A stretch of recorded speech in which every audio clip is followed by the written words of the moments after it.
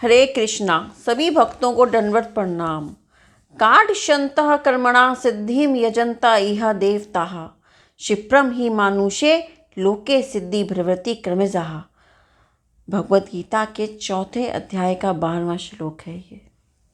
भगवान कह रहे हैं, इस संसार में जो लोग काम कर्मों में सफलता चाहते हैं वे लोग स्वर्ग के देवताओं की पूजा करते हैं, क्योंकि सकाम कर्मों का फल शीघ्र प्राप्त होता है। सकाम कर्म वे कर्म जिसमें मनुष्य अपना हित देखता है, भौतिक सुविधाओं के लिए कार्य करता है, नौकरी करना, पुत्र प्राप्ति, व्यवसाय करना आदि।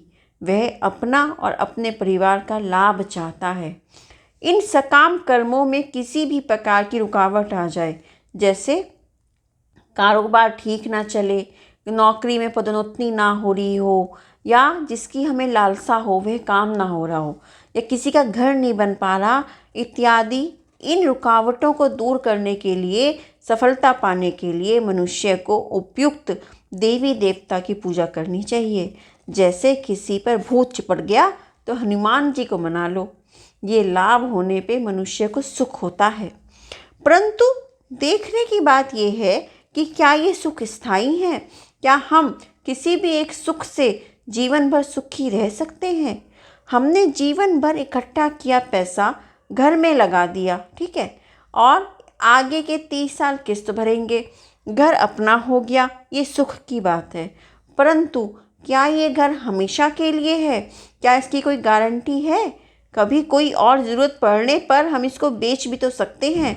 इस बात से हम देख सकते हैं कि कोई भी सुख हमेशा नहीं रहता, और दुखी होने पे व्यक्ति सोचेगा कि ऐसा कौन सा पाप आ गया था कि ये दुख हुआ। हम तो भगवान की पूजा करते थे, इतने पाठ किए, शनि को मनाया, नवरात्रे रखे, और दुखी व्यक्ति भगवान से विश्वास ही उठ जाता है और मानने लगता है कि ये सब कुछ नहीं होता, भगवान कुछ नहीं है। अब देखते हैं कि श्री भगवान भगवत गीता में क्या कह रहे हैं इस स्थिति के बारे में। हरि कहते हैं कि अगर भौतिकी सुख चाहते हो तो मेरे द्वारा नियुक्त किए हुए देवी देवता को मनाने से वे तुम्हें मिल जाएंगे, परंतु समय के साथ ये सुख नष्ट भी हो जाएंगे। ध्यान रहे, भगवान पहले ही चेता रहे हैं। समझने की बात ये भी है कि हमें हमारे कर्मों के अनुसार जो मिलना होता है वह मिलता ही है। इसे ऐसे समझें कि जैसे जितना पढ़े उससे हिसाब से नंबर आए।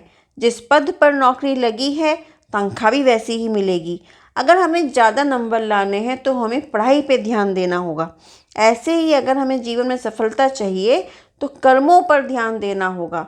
पाप की जगह पुण्य इकट्ठे करने पड़ेंगे, फूंक फूंक कर कदम रखना है। परंतु ध्यान रहे कि कुछ भी स्थायी नहीं है। आज आप जहाँ हैं वहाँ कल कोई और होगा। आज जो आपकी संपत्ति है कल किसी और की होगी।